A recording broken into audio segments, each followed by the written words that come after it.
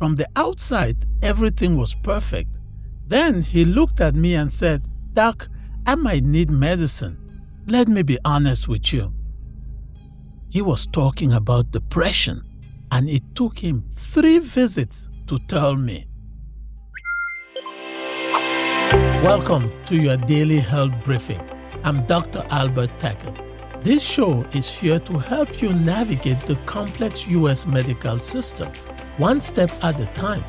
Whether you are decoding a new diagnosis, fighting for a referral, or just trying to stay informed, you are in the right place. Let's get into the science. My patient was the top car salesman at his dealership. He sold 16 cars in 1 month. Corporate was grooming him for management. His wife adored him. From the outside, everything was perfect. Then he looked at me and said, "Doc, I might need medicine. Let me be honest with you."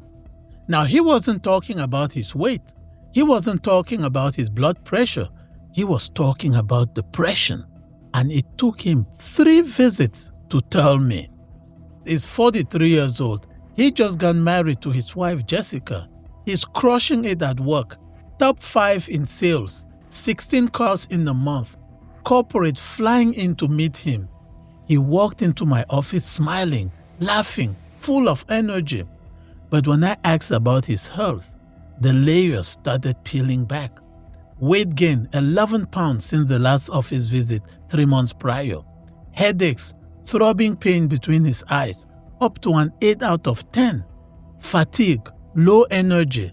And then almost as an afterthought, he told me, "I still get depressed a little bit." So I waited. I let him get there himself, because I have learned that Black men don't lead with mental health. I should know because I am one of them. And this episode is something that I thought about for a while, because Black men have a special relationship with mental health. And that's why I want to narrow the focus to us Black men today, because we tend to bury things under work ethic, under smiles, just like Richard did, and under the quintessential "I'm good, bro." Richard had been trying to tell me for 3 visits, but he just needed permission to do so. Then he said it himself, "I might need medicine. Let me be honest, Doc." And I told him, "Richard, I admire the fact that you are honest about it, because a lot of brothers don't acknowledge it. We don't even think it's a problem. We just drink or smoke.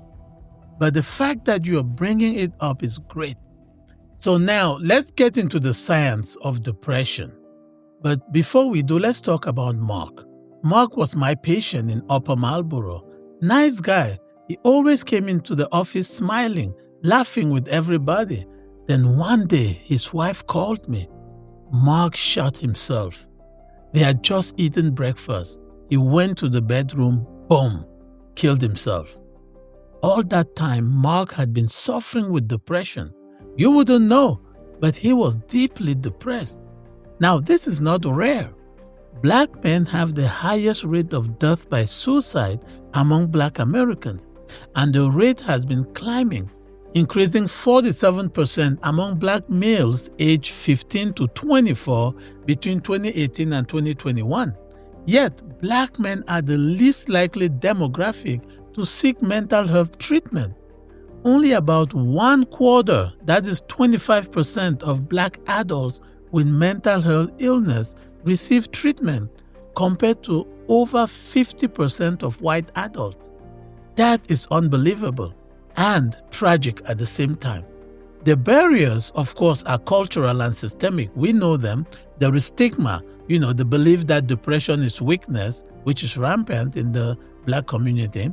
There is distrust of the healthcare system, which is rooted in legitimate historical trauma that Black folks have endured at the hands of medicine. There is lack of access. There are very few Black mental health providers. There are longer wait times, higher uninsured rates. And then there is the biggest one, the mask. The performance of strength that Black men are trained to maintain at all costs. Richard told me, I'm one of those guys. I used to keep it to myself, but now that I talk about it, it feels better. His co-workers asked him, how do you stay energized like this all the time? And he wanted to say, you don't understand what I go through in my mind sometimes, but I still come to work and do what I need to do. That is the essence of high-functioning depression. You show up, you perform, you smile, and inside, you are drowning. What is the treatment of depression, and is it really effective? Now, the treatment of depression is really not that complicated. The best evidence shows that combination therapy, that is medications plus psychotherapy, is superior to either strategy alone for treatment of major depressive disorder. The medications most commonly prescribed are the class of medicines called SSRIs, like sertraline, you know them as Zoloft, escitalopram, you may know it as Lexapro, paroxetine, you may know it as Paxil. These are all first-line medications. Then you also have therapy, particularly cognitive behavioral therapy. It addresses the thought patterns that maintain depression. Now, to look at the way these medications work, because people are usually confused and tell me, doc, I don't want a medicine that will alter the way I think, that will give me out-of-body experiences. And I always tell them that is not what antidepressants do. It reminds me of an analogy from the movie A Beautiful Mind. There's Russell Crowe playing John Nash, who's a genius mathematician who suffers from schizophrenia. And towards the end of the movie, someone asks him how he copes. Now, John Nash looks at his hallucinations and says, I know they are there, I just ignore them. And that is how antidepressants work. Because in the case of John Nash, the medications helped him manage those hallucinations. In the case of depression, it works the same way. The antidepressants don't alter the way you think or alter your mind. Your depression might not even completely disappear. The thing that makes people depressed are still there, but the medicines help you deal with them without blowing up your life. Okay? Now, as we move further into the episode, I would like every black man watching or listening to this to listen up. Depression is not weakness. It is a medical condition. It has neurochemical basis. It has effective treatments, and it is killing us. Not because it's untreatable, but because we refuse to treat it. Richard is about to blow up professionally.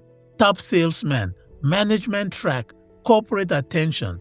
And I told him, especially when you are about to blow up professionally, that is when all demons rear their ugly head.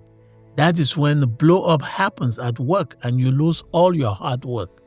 Get the resources, see the therapist, see the psychiatrist, take the medication if you need it.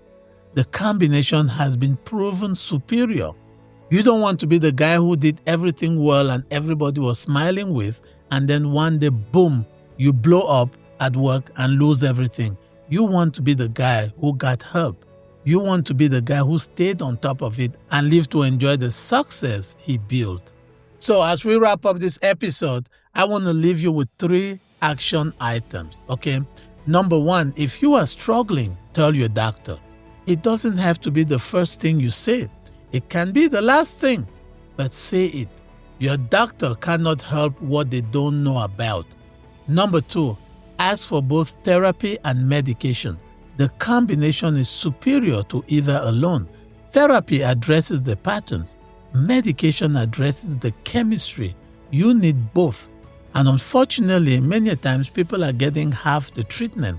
They do therapy and refuse medication because some people are afraid of the medicine side effects and altering of their mind and etc., etc. And some people only get medications and resist therapy because they don't like to talk to people. But the combination is superior, so take both.